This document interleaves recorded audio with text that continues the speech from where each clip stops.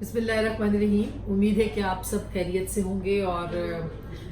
मेरी तरफ से माज़रत कि मैं बहुत जल्दी यूट्यूब के ऊपर आपसे रब्ता नहीं करती, लेकिन अब ऐसे हालात हो गए हैं, ऐसे वाक़यात पैदा हो गए हैं कि बहुत जल्द आपसे रब्ता करने की ज़रूरत है। और चूँकि बहुत मुख्तसर शार्प स्वीट और जिसे कहते हैं बहुत जो प्रिसाइज किस्म के सवालात हैं धरने के हवाले से मौलाना के, कि वो उनका धरना क्यों हो रहा है, कैसे हो रहा है, कब हो रहा है, टाइमिंग कितनी अहम है, किस तरह का की सूरत हाल जो है वो जन्म ले सकती है। इस पर बहुत से सवालात जो है वो हमसे पूछे भी जा रहे हैं और हो भी रहे हैं। तो दो तीन चीज़ें जो हैं वो कुछ मौलाना के धरने के हवाले से अहम सवालात हैं। पहला सवाल है कि मौलाना ने इस वक्त का इंतखाब क्यों किया है। दूसरा सवाल ये है कि मौलाना का तरीक़ाकार क्या होगा, और तीसरा सवाल ये है कि मौलाना का एंड रिजल्ट क्या होगा। ये तीनों सवाल बहुत ही अहम है। नंबर एक, टाइमिंग। मौलाना ने अक्टूबर की टाइमिंग्स क्यों मुंतखब की हैं? उसकी वजह यह है कि एक तो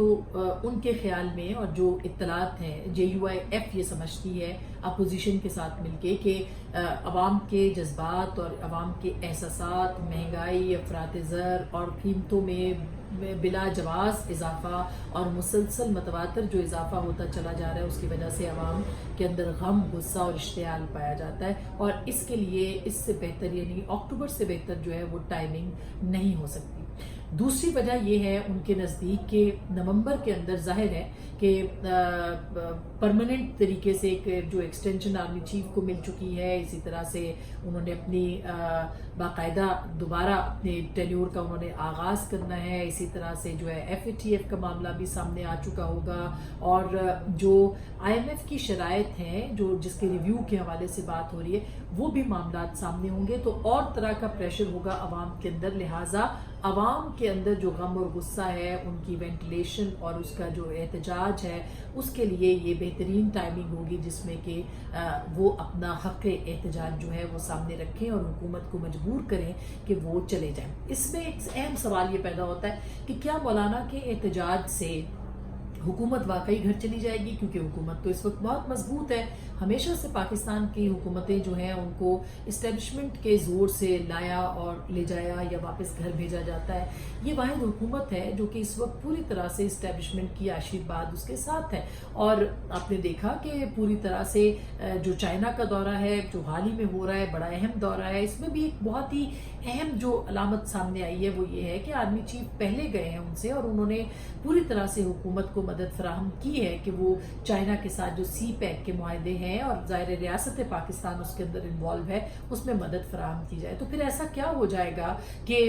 अचानक जो है वो हुकूमत के खिलाफ तमाम चीज़ें हो जाएं। इस पर अपोजिशन ने ये सवाल मौलाना से ये के सामने भी ये रखा था कि क्या ऐसा तो नहीं कि आपके धरने की नाकामी की सूरत में हुकूमत को मजीद मजबूती जो है वो हासिल हो जाए। तो इसका जवाब जो है उनके पास, या जिस तरह से हमें इत्तलात मिल रही हैं, जो ज़राए हैं वो ये कह रहे हैं कि जवाब ये है कि वो पहली बार ये सोच रहे हैं, या वो अपनी ज़िंदगी का सबसे बड़ा जुआ खेल रहे हैं कि अगर उनके साथ अवाम की सपोर्ट आती है और तमाम सियासी जमातें अपोजिशन की उनका साथ देती हैं, तो इस वक्त जो सूरत हाल है उसमें ज़रूर वो ये सोचने पे मुक़्तदर हलकों को मजबूर कर देंगे कि उनके साथ बातचीत की जाए या अपोजिशन के साथ बातचीत की जाए और आम इंतखाबात के लिए जो है वो राह हमवार की जाए। तीसरी बात जो बहुत अहम है कि वो एंड रिजल्ट और फिर मोडेलिटीज़ का है। मोडेलिटीज़ जो सुनने में आ रहा है वो यही है कि मौलाना कराची से निकलेंगे, पीपल्स पार्टी उनको सपोर्ट देगी, और इसी तरह से सिंध और पंजाब के बॉर्डर के ऊपर PMLN उनको सपोर्ट देगी, लेकिन उनको रोकने की कोशिश भी होगी। और खुदा न खास्ता अगर तसादुम होता है तो इस सूरत में भी मौलाना फजलुर रहमान की जो जमात है या जो अपोजिशन है उसका वेट बढ़ेगा ताकि वो बातचीत कर सकते हैं। और तसादुम की सूरत में हमेशा नुकसान हुकूमत वक्त का होता है। इसी तरह से अगर वो उनको रोका नहीं जाता और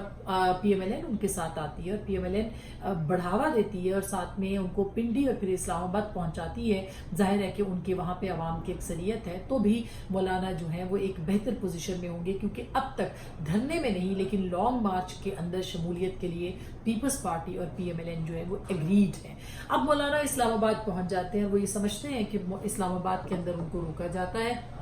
اس صورت میں بھی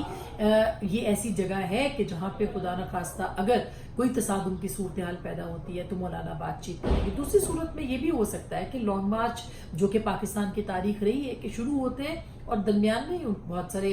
جو اہم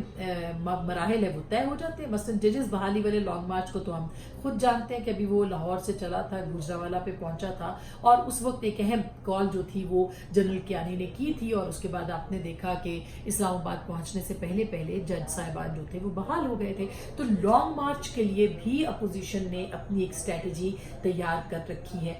ہر دو صورتوں میں حکومت کو مذاکرات کرنے پڑیں گے اپوزیشن کے ساتھ، اور مذاکرات جب کرنے پڑیں گے تو اپوزیشن عوام کے دباؤ کے ساتھ یہ ان کو کہہ سکتی ہے کہ ان کے تمام مطالبات یا کم از کم 3 مطالبات تسلیم کر لیے جائے، عام انتخابات کا وعدہ لیا جائے، الیکشن ریفارمز کیے جائیں، کوئی ان ہاؤس چینج کی بھی بات ہو سکتی ہے۔ لہٰذا اس کو مد نظر رکھتے ہوئے مولانا اپنی ٹائمنگ اور اپنی جو اینڈ گیم ہے، جو کسی نہ کسی ایشورنس یا یقین دہانے کی صورت ہو سکتی ہے، اس کو لے کے اسلام آباد آنے کی تیاریوں میں ہیں۔ آپ اپنے فیڈ بیک سے ہمیں ضرور مطلع کیجیے گا کہ آپ کس طرح سے ان تمام اپڈیٹس کے اوپر نظر رکھے ہوئے ہیں، اور ہم بھی آپ کو تمام اپڈیٹس اور اندر کی جو خبریں ہیں وہ ضرور دیتے رہیں گے۔ ساتھ رہنے کا شکریہ۔